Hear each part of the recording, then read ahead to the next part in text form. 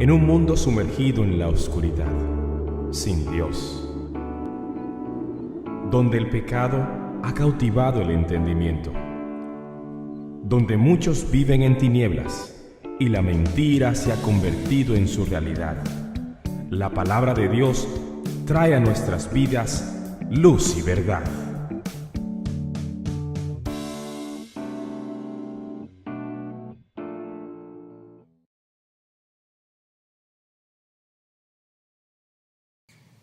Este sermón lo he dividido yo en varias partes y hay algunas partes que las vamos a pasar un poco aceleradas para centrarme en lo que realmente yo quiero compartir con ustedes en esta mañana. Y yo quiero que veamos el versículo 26 y 27 de Romanos capítulo 8. Y dice este texto: y de la misma manera también el Espíritu nos ayuda en nuestra debilidad. Y eso nos deja ver cuán débiles somos. Si hay alguna fortaleza en nosotros, esa fortaleza viene del Señor. ¿Cómo puede ser que un cristiano sea débil? Bueno, somos débiles, estamos aún en la carne. Nuestra fortaleza está en Cristo, en su poder, en su gracia, porque Él nos sostiene. Pero luego dice: porque no sabemos orar como debiéramos, pero el Espíritu mismo intercede por nosotros con gemidos indecibles. Y aquel que escudriña los corazones sabe cuál es el sentir del Espíritu, porque Él intercede por los santos conforme a la voluntad de Dios. La primera frase que encontramos allí en el versículo número 26 dice allí: de la misma manera, y de la misma manera. Este versículo está conectado con unos versículos que están anteriores. Por ejemplo, está conectado con el versículo 22 y 23. Pues sabemos que la creación entera aún gime y sufre dolores de parto hasta ahora. Y no solo ella, sino que también nosotros mismos, que tenemos las primicias del Espíritu, aún nosotros mismos gemimos en nuestro interior, aguardando ansiosamente la adopción como hijos, la redención de nuestro cuerpo. Si hay una palabra ahí que tal vez nos llama la atención, es esa palabra gemir. La Biblia nos dice aquí, nos está mostrando que la creación gime, que los cristianos gemimos. Pero en el versículo que estamos leyendo nos dice que el Espíritu Santo también gime. ¿A qué se está refiriendo? ¿Qué es lo que significa todo este gemir? Bueno, sin lugar a dudas que la creación no es o no está cumpliendo el propósito para lo cual fue diseñada.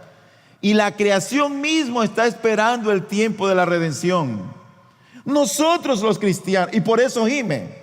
Nosotros los cristianos tenemos dolores, sufrimiento, tristezas. Aguardamos en esta vida muchas veces con mucho dolor. Y esa debilidad nuestra, propia de esa naturaleza caída, es la que nos lleva a un constante gemir. Pero así como este gemir o este versículo 26 está conectado con los versículos 23, 22 y 23, también está conectado con el versículo 24 y 25.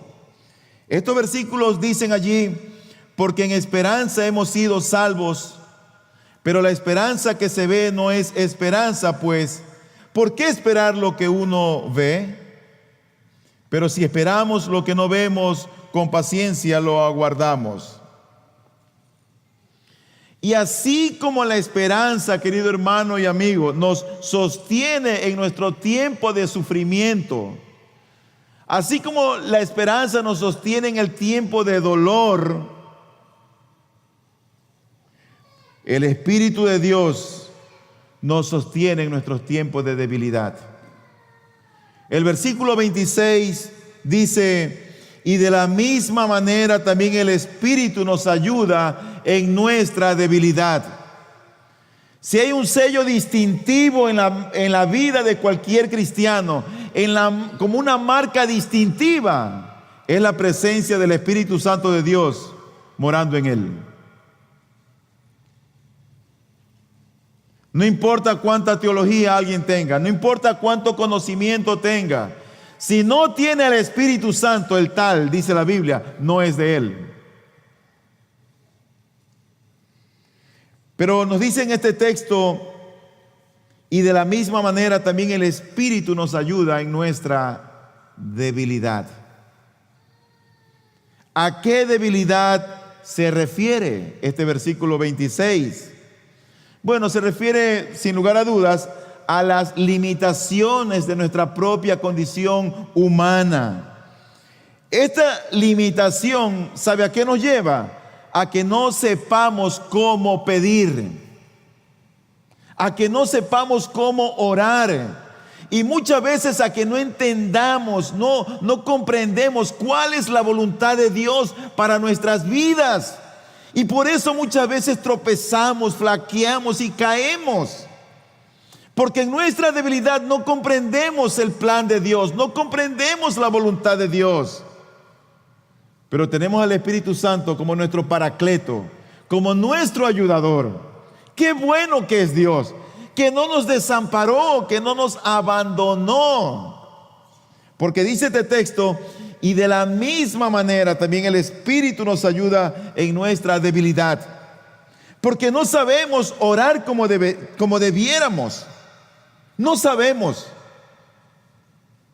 Pero el Espíritu mismo intercede por nosotros con gemidos indecibles.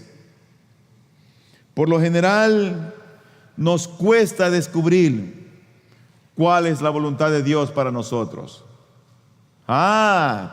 Pero tenemos al Espíritu Santo que viene en nuestra ayuda, que intercede a nuestro favor. Y dice la Biblia que lo hace con gemidos que no pueden expresarse con palabras. Para algunos creen que ese gemir que no se puede expresar con palabras tiene que ver esa relación de intimidad que el cristiano tiene cuando dobla sus rodillas ante un Dios santo. O cuando tenemos esa oración en el Espíritu que llama Pablo. Lo cierto es que ese gemir que tal vez no está tan claro para nosotros, es una obra que lo produce el Espíritu Santo para nuestro favor. Este gemir que provoca el Espíritu de Dios en nuestros corazones está en perfecta armonía con la voluntad de Dios. El versículo 27 dice, y aquel que escudriña los corazones sabe cuál es el sentir del Espíritu, porque Él intercede por los santos conforme a la voluntad de Dios. Conforme. ¿Cómo descubrir la voluntad de Dios? Aquí está. No es más que con la ayuda del Espíritu Santo de Dios. Nuestra incapacidad para orar, para saber pedir, en realidad no es un obstáculo para que Dios pueda llevar a cabo su voluntad en nuestras vidas. Puede que no sepamos lo que hemos de pedir en una determinada situación. Puede ser que el camino lo veamos algo oscuro, pero el Espíritu de Dios sí lo sabe y sí lo conoce.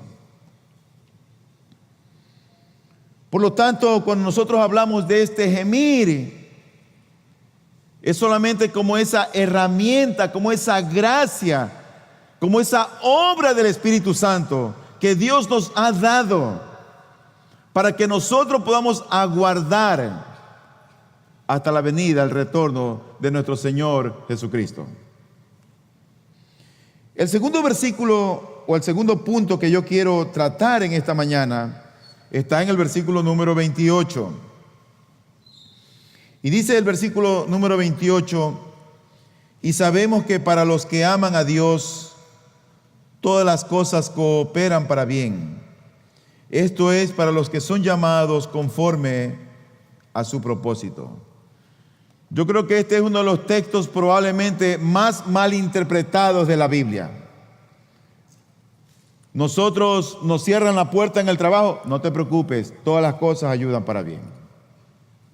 Terminas con el novio, no te preocupes, Dios ha de tener un esposo para ti mejor que el que tú sabes que él. Todo ayuda para bien. Y a veces usamos de manera indiscriminada la palabra del Señor para acomodarlo a nuestra conveniencia y tener ciertas esperanzas en las cosas. Pero lo que queremos es tener una correcta interpretación de lo que Dios quiere decirnos con este pasaje. Y este versículo, sin lugar a dudas, que imparte certeza, seguridad para la vida presente, ya no para el futuro, para la vida presente. Y nos preguntamos, ¿qué es lo que coopera para bien? Porque el versículo nos dice, y sabemos que a los que aman a Dios, todas las cosas cooperan para bien. ¿Qué es lo que coopera para bien? Bueno, el texto lo dice, todas las cosas. ¿A quién se aplica esta promesa? ¿Para quién es esta promesa? No es para todo el mundo, es para los creyentes. Es para los cristianos, para aquel que ha experimentado el nuevo nacimiento. Y Pablo define en este pasaje a los cristianos desde una perspectiva humana y desde una perspectiva divina. Desde la perspectiva humana, dice él, aquellos que aman a Dios. Y desde la perspectiva divina es quienes han sido llamados de acuerdo a su propósito. El mismo texto lo dice, y sabemos que para los que aman a Dios, es una perspectiva humana. En la última parte del mismo versículo dice, para los que son llamados conforme a su propósito. O sea que eso que va a ayudar para bien tiene que cumplir los dos requisitos que están a los costados de este versículo número 28. Si amas a Dios y si has sido llamado conforme a su propósito, no es para todos, es para sus hijos y para sus hijas. Al fin y al cabo, la palabra de Dios ha sido dada para su pueblo, para la iglesia, no es para el mundo. Y esta es una promesa que nos trae seguridad, paz, pero también consuelo. Y sabemos que para los que aman a Dios, dice, todas las cosas cooperan, y luego dice esta frase, para bien. Para bien. ¿Qué tú entiendes o cómo tú interpretas ese bien? Por lo general, esa palabra bien, nosotros siempre la relacionamos con algo que tiene que ver con algo material. Somos por lo general muy materialistas, pero este bien ha de interpretarse desde la óptica de Dios en términos espirituales y no materiales. El bien final, ¿tú sabes cuál es? Es que nuestro Dios sea glorificado y reconocido y adorado. Ese es el bien final. Que las cosas por las que atravesamos, que obtengamos o no obtengamos, realmente Él sea glorificado.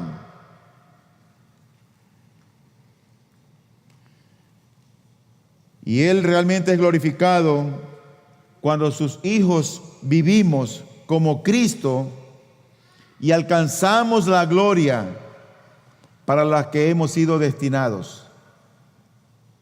Lo que esencialmente promete es que no existe nada que pueda afectar nuestras vidas y que no esté bajo el control y la dirección de nuestro amoroso Padre Celestial. No hay nada que pueda afectar nuestras vidas. Si tenemos nuestro amoroso Padre Celestial, todas las cosas cooperan para bien. Al final su nombre va a ser glorificado y Él nos va a sostener, Él nos va a guardar, Él nos va a cuidar. Y con esto quiero llegar yo a mi tercer y último punto en esta mañana. No por ser el último y que llegué tan rápido significa que vamos a terminar tan rápido. Y está en los dos versículos, el 29 y el 30. Y empecemos con el versículo número 29. Dice: porque a los que de antemano conoció, también los predestinó a ser hechos conforme a la imagen de su Hijo, para que Él sea el primogénito entre muchos hermanos. A los que de antemano conoció. O sea que el cristiano realmente es alguien que ha sido ya preconocido.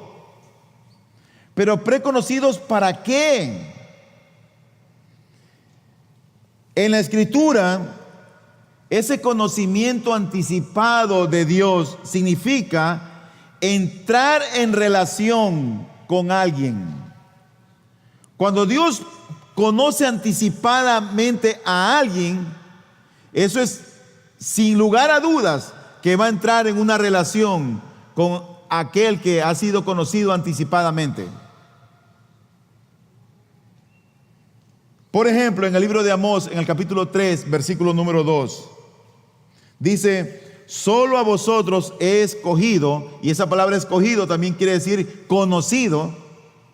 Bien pudiéramos decir, solo a vosotros he conocido, que es una traducción correcta también. Dice: solo a vosotros he escogido de todas las familias de la tierra. Por lo tanto, cuando nosotros hablamos de ese conocimiento anticipado, estamos hablando también de que Dios ha entrado en una relación con quien ha sido preconocido. Y todo empieza con ese conocimiento anticipado de Dios sobre nosotros. Todo empieza por allí. Hechos capítulo 2, versículo 23. A este, hablando de Jesús, entregado por el plan predeterminado y el previo conocimiento de Dios, clavasteis en una cruz por manos de impío y le matasteis. Lo que quiere decir es que la muerte de Cristo no fue algo accidental. Fue por el conocimiento anticipado de Dios, de que sabía lo que iba a ocurrir. Todo empieza con ese conocimiento anticipado de Dios. Por eso es que Dios es Dios. Ese es el motivo por el cual nuestro Dios es omnipotente, omnisciente, omnipresente. Todo lo conoce anticipadamente. Él conoce el final desde la eternidad. Conoce el final desde el principio. Nosotros no, nosotros estamos limitados al tiempo, al espacio y a la materia, pero Dios no. Dios sabía lo que iba a ocurrir con Cristo Jesús. Primera de Pedro capítulo 1, versículo 1 al 2. Dice: Pedro, apóstol de Jesucristo, a los expatriados de la dispersión en el Ponto, Galacia, Capadocia, Asia y Bitinia, elegidos según el previo conocimiento de Dios. Él está dirigiéndose a un grupo de hermanos que han sido elegidos para, con ese grupo de hermanos elegidos, tener una relación estrecha, íntima, y todo se basa en el conocimiento anticipado de Dios. Lo que dice el apóstol Pablo es que el plan de Dios para nosotros comenzó con la decisión de iniciar una relación con nosotros, un conocimiento anticipado. Y este conocimiento anticipado lo lleva a Dios al segundo paso, que es la predestinación. Mira lo que dice el versículo número 29. Dice allí: porque a los que de antemano conoció, también los predestinó. También los predestinó. Él conoce a la gente de antemano, Él sabe que va a tener relación con alguien, y a esos que ha escogido de antemano o los conoce de antemano, los va a predestinar. La palabra predestinar o el verbo predestinar viene de una voz griega que significa priorizó. Y priorizó quiere decir dirigir a una persona a una meta específica. A una meta específica. En el libro de Hechos, en el capítulo 4, versículos 27 y 28, dice la Biblia lo siguiente: porque en verdad en esta ciudad se unieron tanto Herodes como Poncio Pilato, juntamente con los gentiles y los pueblos de Israel, contra tu santo siervo Jesús, a quien tú ungiste, para hacer cuanto tu mano y tu propósito habían predestinado que sucediera. O sea que el propósito de Dios en la vida de Cristo estaba también predestinado. Lo estaba dirigiendo a una meta específica. Y Él mueve todas las piezas y toma a Poncio Pilato, toma a Herodes, toma a los sacerdotes, toma a los judíos, toma a los incrédulos, y todos arrematen contra Él. Pero todo es plan de Dios. Él había predestinado para que las cosas ocurrieran conforme a su plan eterno. De hecho, tú estás aquí en esta mañana, y yo creo que tú estás aquí sin lugar a dudas a causa del plan eterno del Señor. No es casualidad. Es la voluntad de Dios. No es cuestión de me parece que, o yo creo que. No. En el Señor hay propósitos y hay metas. En el libro de Primera de Corintios, en el capítulo 2 y versículo número 7, dice la Escritura: sino que hablamos sabiduría de Dios en misterio, la sabiduría oculta que desde antes de los siglos, oye, Dios predestinó para nuestra gloria. Dios las ha predestinado, una meta específica. Habiendo entendido lo que es, en primer lugar, el ser preconocido o ese conocimiento anticipado, estamos viendo ahora lo que significa ser predestinados. Surge una pregunta clásica y clara: ¿para qué somos nosotros predestinados? Y el resto de minutos que me quedan voy a centrarme en esta parte. ¿Para qué Dios te elige? ¿Por qué tú te vuelves de un momento a otro cristiano? ¿Cuál es el propósito de Dios? ¿Que conozca mucho la Biblia? ¿Que estés cantando en el grupo musical? ¿Que sirvas dentro de la iglesia? Me pregunto si ese es el propósito primordial del Señor. Y yo creo que no. El texto mismo lo dice. Y no es simplemente que Él nos escoge para llegar al cielo, pero el mismo texto lo dice, sino que nos escoge o nos predestina para ser hechos conforme a la imagen de su Hijo. ¿Tú sabes lo que significa la imagen de alguien? El ser conforme a la imagen de su Hijo. ¿Qué es lo que el apóstol Pablo tiene en mente? Lo que él tiene en mente, que aquel o aquella a quien Dios ha predestinado, sin lugar a dudas, va a sufrir una transformación espiritual. Cambios. Transformación espiritual. Ese es su propósito eterno. Piensa, imagen de su Hijo. Versículo 29. Porque a los que de antemano conoció, también los predestinó a ser hechos conforme a la imagen de su Hijo.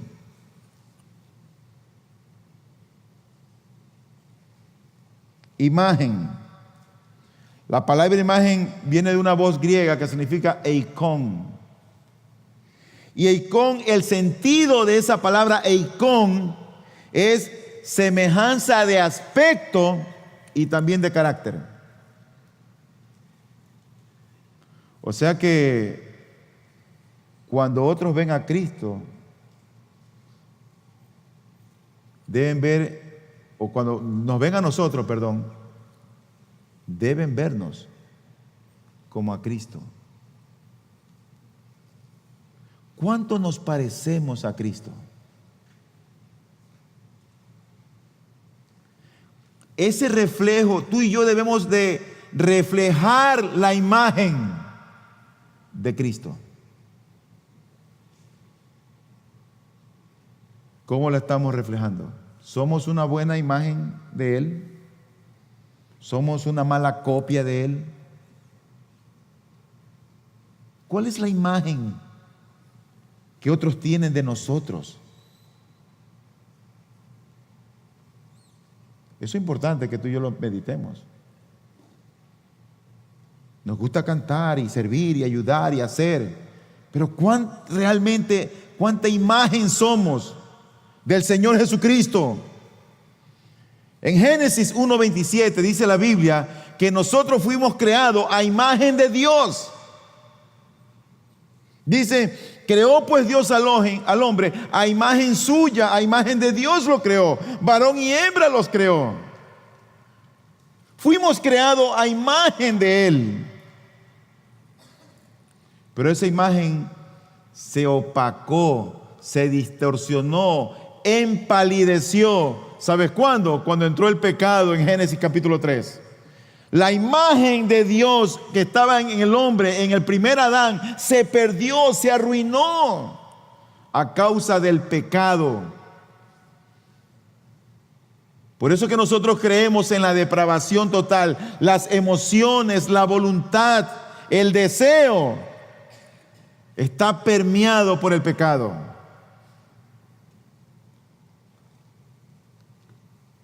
Sin embargo, cuando viene el segundo Adán, cuando viene Cristo, dice la Biblia en 2 Corintios 4, versículos 3 y 4, dice lo siguiente: y si todavía nuestro evangelio está velado, para los que se pierden está velado, en los cuales el Dios de este mundo ha cegado el entendimiento de los incrédulos, para que no vean el resplandor del evangelio de la gloria de Cristo, que es la imagen de Dios.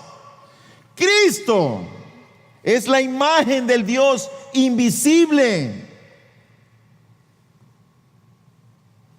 En Colosenses capítulo 1, versículo 13 al 15, dice: porque Él nos libró del dominio de las tinieblas y nos trasladó al reino de su Hijo amado, en quien tenemos redención, el perdón de los pecados.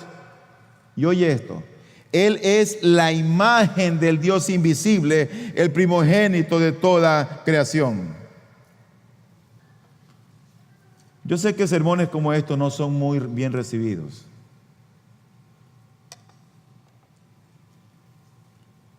Porque muchas veces estos sermones nos humillan.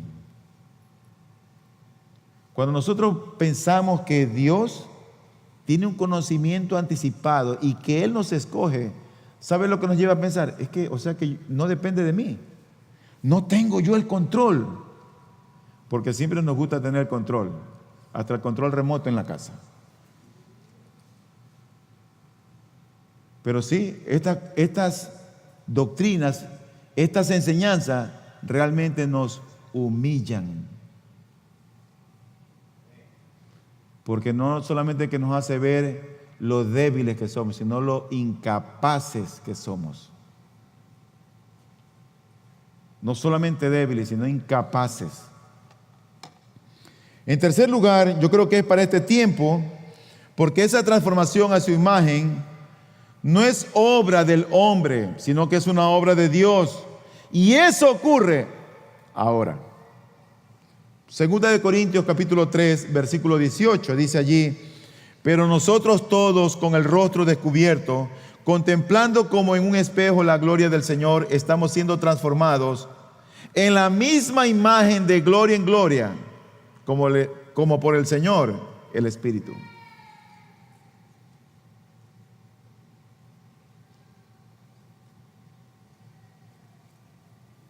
¿Sabes que a nosotros como creyentes debería preocuparnos el testimonio de la imagen que damos de Cristo? Pero la imagen de Cristo que tenemos que reflejar y dar, esa sí es aquí y es ahora. Una palabra de aplicación. Todo el proceso que termina con una relación personal entre Dios y un ser humano se inicia, ¿sabe dónde? En el lado divino. Si tú tienes ahora una buena relación con el Señor, eso fue porque se inició en el lado del Señor y no en el nuestro. El escoger por ello, Él escoge y luego nosotros somos justificados. Él escoge, creemos y luego somos justificados. Y todo creyente que es justificado será finalmente salvo. Será salvo. Pregunto entonces yo, ¿qué tan parecida es la imagen que tú y yo reflejamos de Cristo? Cuando tratamos a nuestras esposas, cuando tratamos a nuestros hijos, cuando vamos conduciendo o cuando nos detiene una autoridad de tránsito o cuando nos equivocamos, ¿qué palabras son las que salen de nosotros? Cuando perdemos, ¿qué tanta imagen de Cristo tú y yo estamos dando? No importa cuántos años tengamos en la iglesia. Lo importante es que tú y yo podamos ser una fiel imagen de lo que Cristo es.